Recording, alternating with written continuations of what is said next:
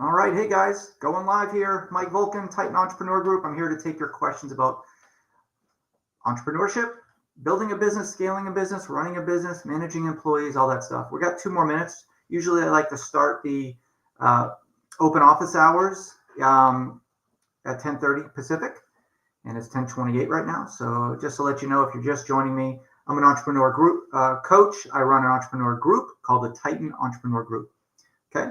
I'm here to open forum. Any questions you have about running a business, marketing campaigns, sales, whatever. Who am I? I've built and sold 6 companies. I have written 7 books, and I've coached over 800 CEOs and managers with helping to run their business, scale their business, problems with their business, stuff like that. It's what I do for a living. So I'm here to help. Okay. I'm going to pull up a list of questions that I have obtained over the week. And if you have questions and you're not here to join me live, just go ahead and submit it to my website. I present the answers, or my answers, thoughts, brainstorms live on social media, and then I'll send you a clip if you don't join live. So let me go ahead and pull up the chat box here so you can ask me any questions. This is streaming live on several different platforms: Instagram, Facebook, TikTok, etc. And all those comments come into one chat here, and I'm using restream.com for that service. So let me just type your comments here. Type your questions here. We'll get started in just 1 minute, okay?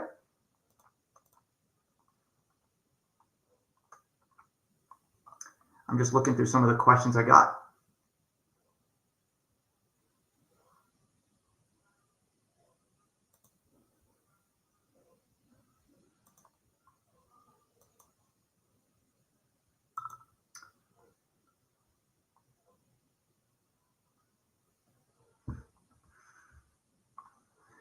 Give me 2 more seconds and we'll start streaming, okay?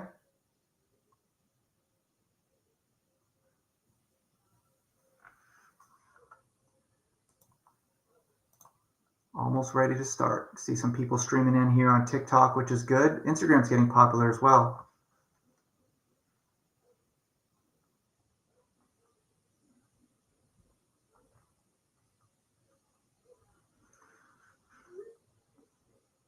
Okay, getting ready.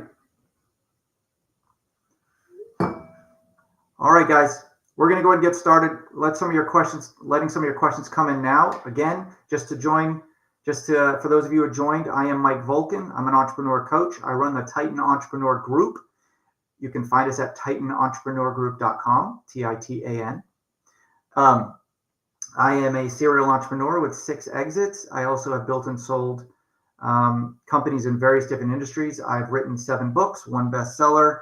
My latest book is called The Business Success Formula, which I haven't really marketed yet. It's more of a workbook with 150 questions where you can rank yourself and get a grade.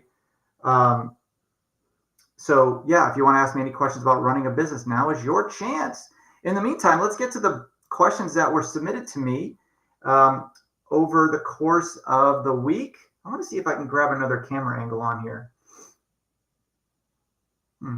I have 2 cameras.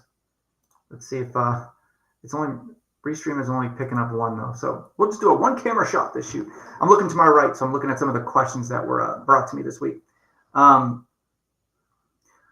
Okay, so Mike is running a consulting company. He gave the name of the consulting firm. I'm not at the point yet where I'm willing to give out company names, so I'll just leave that to the side. As Mike, you're a consultant in New York City. You didn't tell me what kind of consultant, but that's okay. Your question is good enough for any other consultant listening. Your question is, how do I effectively market my consulting services to attract high-value clients? So let's see. Well, to effectively market your consulting service, what you need to do is showcase your expertise through content. Content is king, right? If you talk to a marketing expert like myself, you'll get that answer. But here's what you really need to do to provide more detail to that is, number 1, you need to leverage client testimonials. But the most important thing in terms of content is have a brand, have a uniqueness to yourself. And I don't mean uniqueness as in terms of like nobody else is doing it, but I mean a uniqueness in terms of like showcasing your unique person, your unique self to everyone who you're trying to garner business from.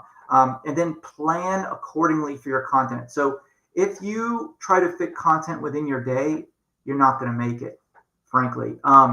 It's going to be very difficult for you to keep up with that because something will always keep you busy other than creating content. So what I like to do is just like this. I like to schedule time to create content.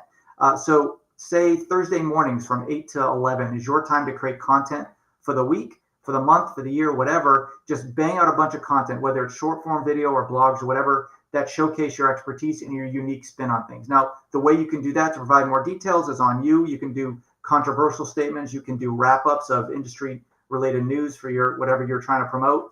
But nonetheless, any one of those will promote your expertise. All right? Hope that helps.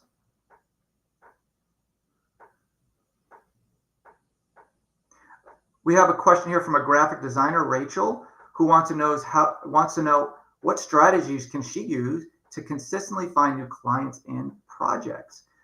Well, utilize the platforms that already have the inherent traffic. Your Upworks, your Fivers of the world. Insert a number of different platforms, right? You have all that, and then make sure you get great reviews. Upwork is a fantastic way to get inherent traffic, but also to showcase your reviews. So as a graphic designer, you have a portfolio. Be sure to fully flesh out your portfolio on Upwork and Fiverr and those other platforms, okay? I'd be wary of Fiverr. I haven't really had a lot of success in that. Usually with Fiverr, you have buyers that are looking for low-cost opportunities. Upwork, you'll get a higher echelon of clients. So go ahead and go heavy on Upwork. Really flesh out your Upwork profile so it's 100%. And be sure to check out my book, Upwork Mastery, which will show you how to do that and how to conquer the algorithms and appear at the top of search engines, Upwork search engines, that is. So go ahead and check that out as well as a shameless plug to my book. So hopefully that'll help you bring in some new clients. It's just have a full and complete portfolio and profile on those platforms that give you inherent traffic, okay?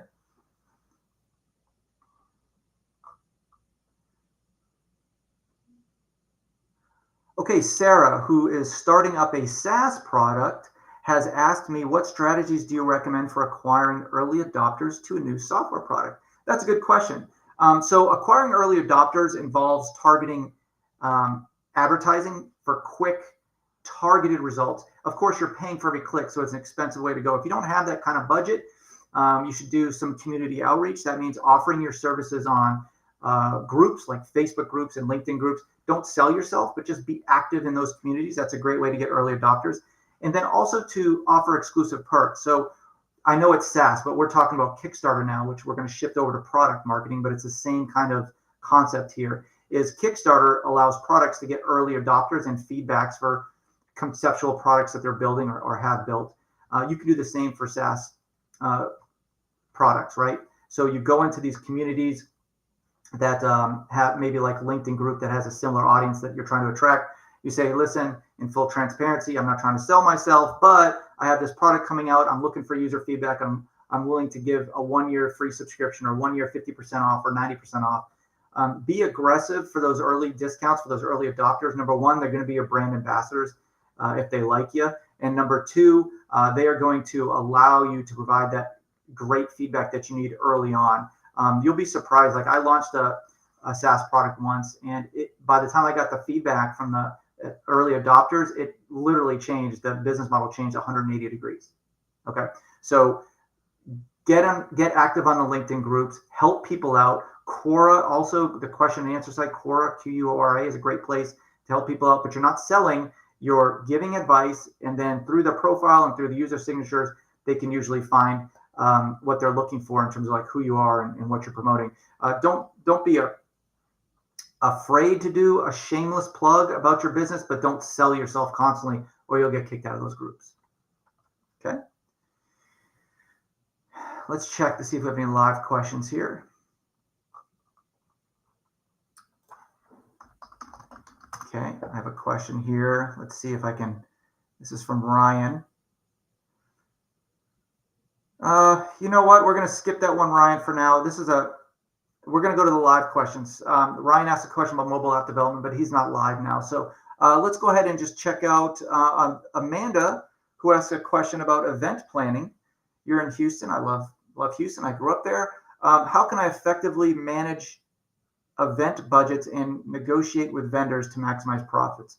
Okay, so negotiating for any company with vendors and suppliers is all about number one, reliability and consistency, and then two, bulk discounts, right? So the more buying power you have, the more um, uh, discounts you'll have. Like ask Walmart, right? They buy things in massive amounts, and bulk Costco as well, and they provide the discounts, um, and they pass them on to their users. So what you could do when you're negotiating for event budgets is you showcase reliability and consistency within your area of being a consistent buyer. That will, the more valuable you are to them in your local area for events, for example, like Houston, you can go to them and say, listen, we have a long track record, 2+ years. We do this, this, and this. And the more value you can show that you can help their business, the more value they're going to provide to you. Okay.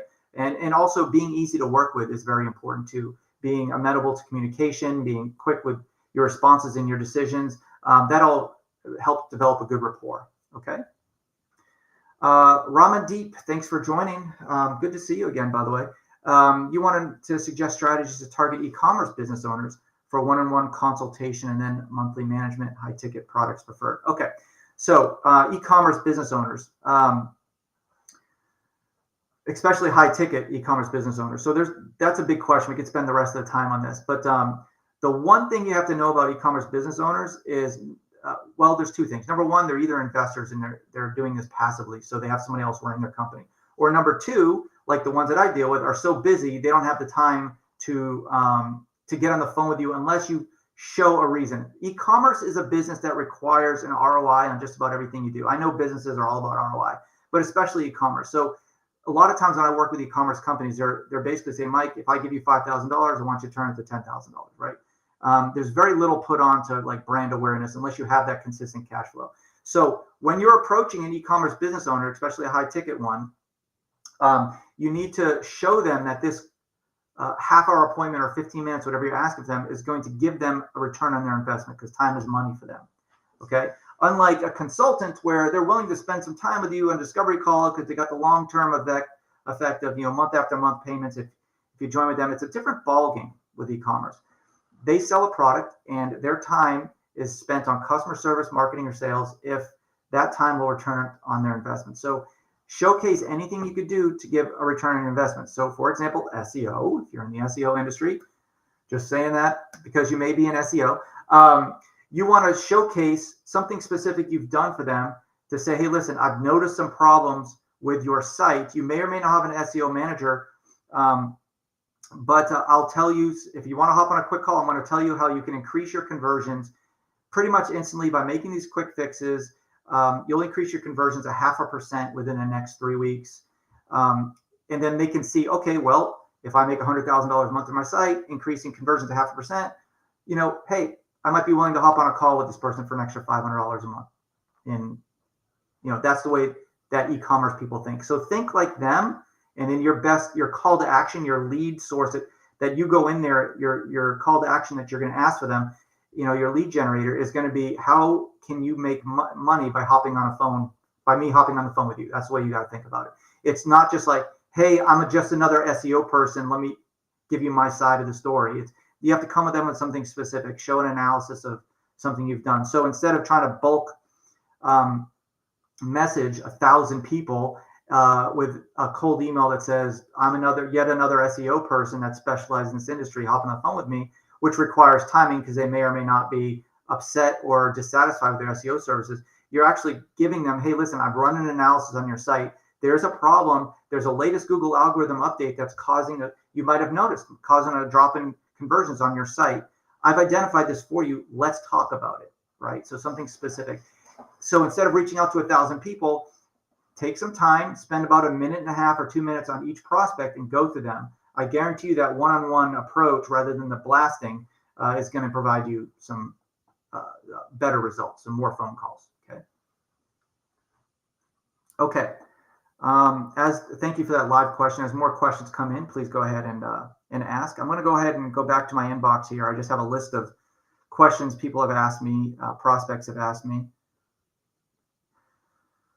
Okay, Maria is a home cleaner in Miami or just outside of Miami, Florida, and wants to know what's the best marketing channels for promoting a home cleaning service. There's a lot of marketing channels you can do, but the best ones is your Google Local service, right? So make sure you have a Google Local page. Now, Google Local, there's really not a trick to it. It's pretty obvious. You fill out everything you can on your Google Local page, get as much testimonials as you can, okay? Get as much reviews up there is what I mean by testimonials. Where they ask you for 20 images or even videos, put up 20 images, okay? Put up all your hours. Make sure your holiday hours are all up to date. Obviously your account is verified. You get a postcard in the mail. So make Google Local your most compelling marketing piece. And if you already have a Google Local and you're not showing up at the top, it's not, the algorithm for Google Local isn't nearly as sophisticated as the algorithm for searching on Google, right? It's basically knowing your competition, how many reviews they're getting.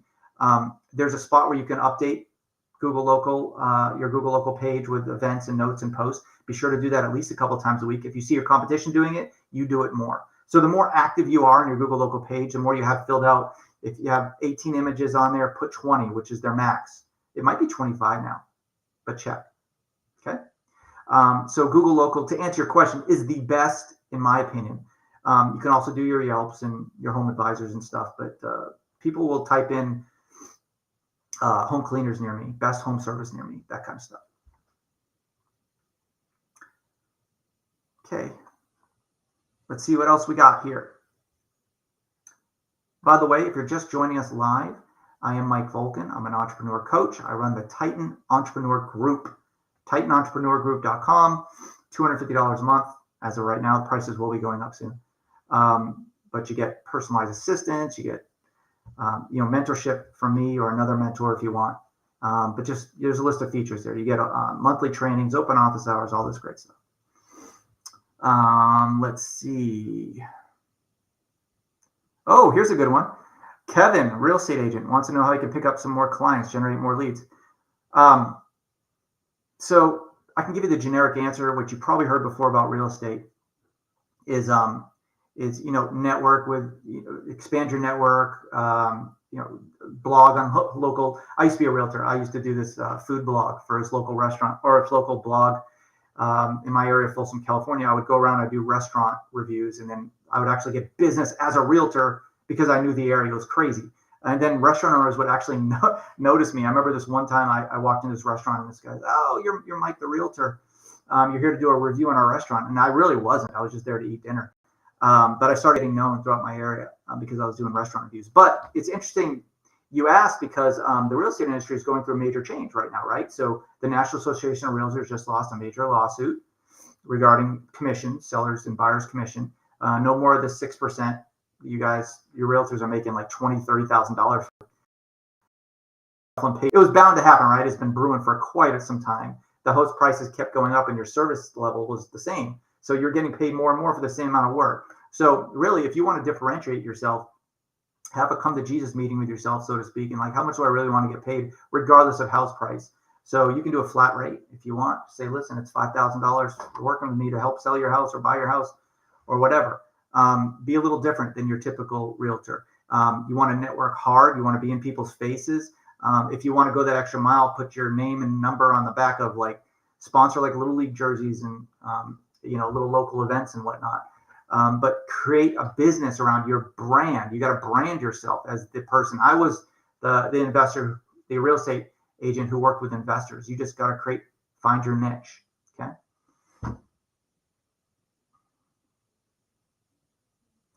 Okay, Megan, who runs a homemade crafts business out of Nashville, Tennessee, wants to know, how do I price my handmade products to ensure profitability while remaining competitive? That is a good question. Pricing, this goes for every company out there. How do you price your product? Now, the typical CEO, business owner, entrepreneur does it wrong. They look at all the competitors, and I don't mean this is you. This is just a typical person because I do pricing a lot. They look at all their competitors and they see how low they can get it. They want to be the low price leader. If you do that, you're chasing low margins and you're going to be dissatisfied with your business model that you're bringing. The way that you price your competition, yes, you have to know what what your competition is charging, no doubt. But you want to make a graph, price versus value, and you want to make sure that your quadrant on where your competition is and where you are, you're in what's called the blue ocean, where nobody is competing with you. So if you have a product, for example, that is, in your case, a homemade craft, whatever that could be, a lot of different things. What you want to do is make sure that it has some kind of component that your competition doesn't, where you can price yourself in a different niche. So it doesn't have to be a feature. You don't have to stick a clock in something that doesn't have a clock as a feature, but you have to market it towards a particular type of person. Let me just use, let's just use, I have a lot of plants back here. Let's just use this particular type of plant, okay? So off the top of my head, this may not be the best example, but let's just say that this hanging flower pot right here, there's 30 different ones I can choose from. Why did I go with that one? Well, maybe that one particular color of pot matched my Titan Entrepreneur Group brand colors, right? So in this case, it did. I mean, that's the reason why I bought that orange stripe one, because it matched the color of my logo. So in any rate, you can have your homemade crafts product. You can market it to customize. You can market it to CEOs to customize to their brand colors, right? That's one example of how your competition might not be doing that. So you market these pots to the CEOs or business owners who want to provide more greenery to their office space, and you can customize the pots to their company colors. Boom. Like, that's a niche your competition is probably not doing, right? Think about it like that. You're not adding a feature just for the sake of adding features that your competition doesn't have. You're adding it to, you're adding the value to a particular type of person, okay, or demographic. Okay, I'm going to take a break a little bit. I see some more people are joining me on Instagram. That's great. I love to get Instagram going more, although I have a love-hate relationship with Meta. For those of you just joining me, I'm doing open office hours now. I do these once every 2 weeks. I may do them more as I get more feedback. But I am a serial entrepreneur, and I run the Titan Entrepreneur Group. So go ahead and ask me any questions you have. These are open office hours. You can ask me questions through my website, which is mikevulcan.com or titanentrepreneurgroup.com. Or you can just join me live and ask questions live. And the ones that are asked live, I give priority to. Okay. We have time for a couple more questions, so let's go through some. Just looking through my list here. Okay, Eric owns a digital marketing agency in San Diego. You want to know, what are some innovative digital marketing tactics to help businesses stand out in crowded markets? That's a good question. Well, it's also a big answer. What's hot right now? So what's hot? Short form videos. What's hot right now? TikTok, at least now. It might be getting banned, unfortunately, even though that'd be a big mistake. But interactive content is hot. Influencer collaboration is hot. AI chatbots are hot. Personalized marketing using AI is hot. Just leverage emerging technology. Even if you want to go into the metaverse, VR is hot. So digital marketing tactics, whether it's offering them for as your part of your digital marketing agency or using them, live streaming is hot, especially selling products live.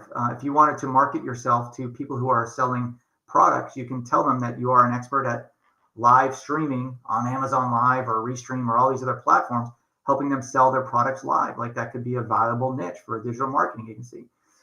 So hopping on, quote unquote, the bandwagon for hot trends is something that's popular, but just market yourself as an expert who does that. Get some experience, get some testimonials down, and then go ahead and do that. You can do that for yourself. A lot of times, marketers kind of market themselves to owners, let's just say, of e-commerce shops, but never have actually owned an e-commerce store themselves, right? So whatever you do for clients, make sure you do it on your own or have experience doing it for yourself first.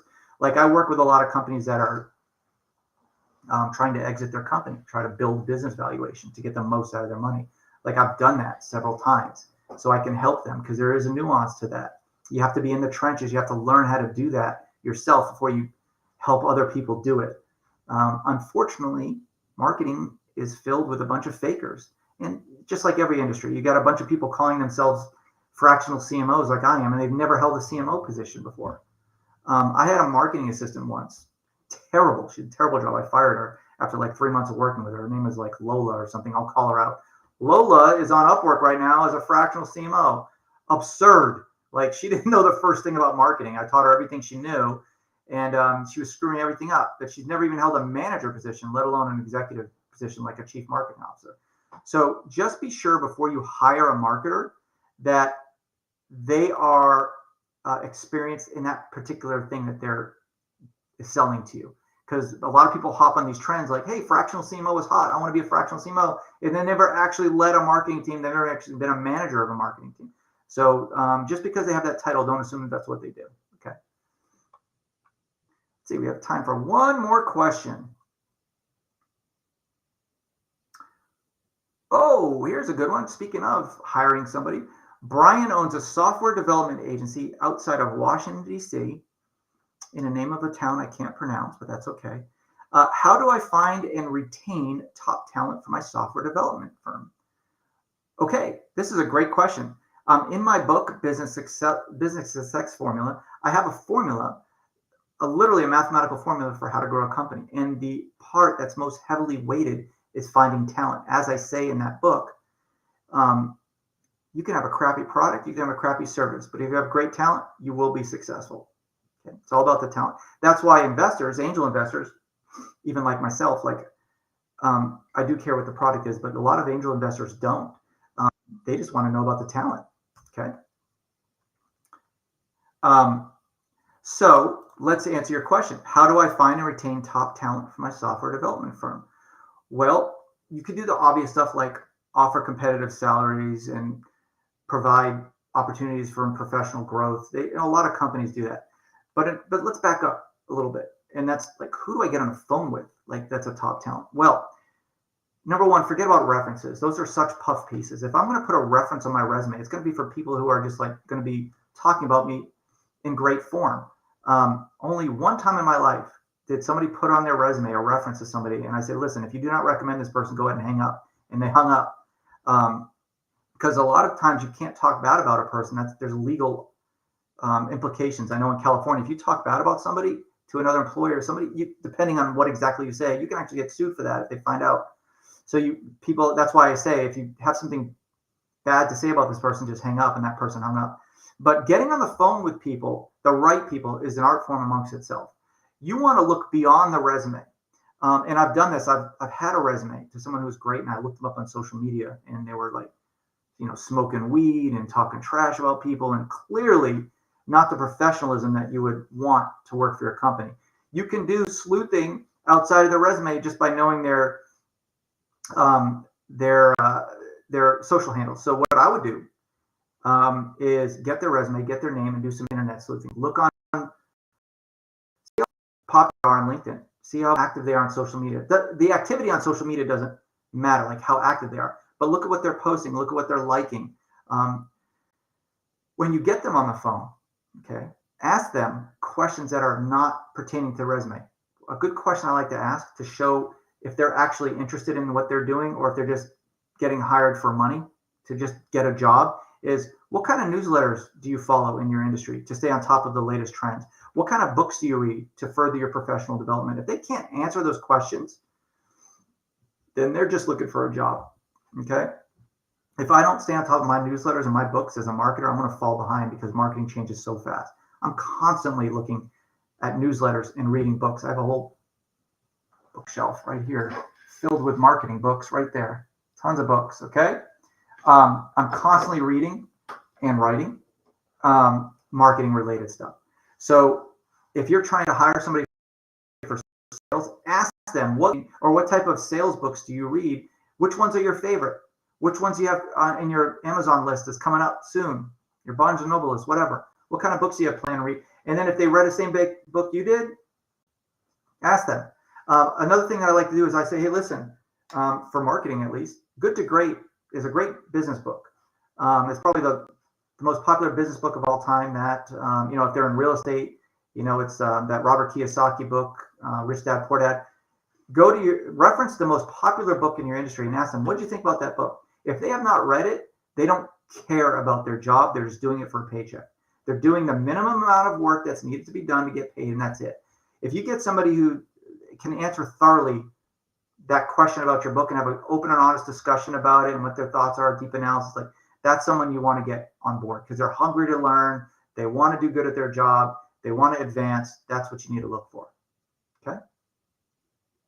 Last check on live questions. I think I've answered them all, but I'm going to be going in just a minute. Okay, that's it. Thanks for joining me, Titan Entrepreneur Group. Join it if you want to get personalized attention on your business mentorship group. We have a great community and we have personalized mentors.